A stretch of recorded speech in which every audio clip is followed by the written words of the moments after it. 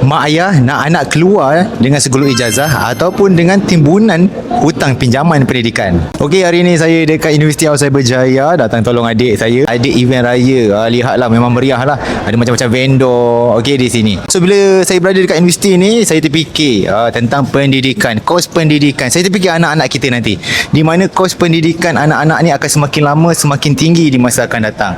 Jadi ibu ayah, bagaimana persediaan kita? Mungkin hari ni kos pendidikan puluhan ribu, 30,000, 50,000, 5, 10, 15 tahun akan datang, kos pendidikan mungkin akan mencecah ratusan ribu ringgit. Sebab tu hari ni saya menabung dana pendidikan anak saya dengan Ecop Mas Gap di Public Gold, di mana kita boleh menabung sikit-sikit, menabung dengan bajet RM100, boleh buat auto debit. Okey, sebagai contoh, anak saya ni, saya buka ke akaun daripada umur dia 1 bulan ketika harga emas RM240 per gram. Hari ni ketika umur dia 5 tahun, harga emas RM600 lebih per gram.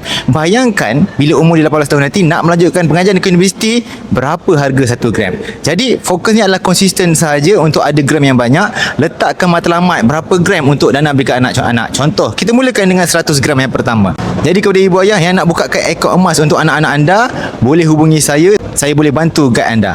Jom.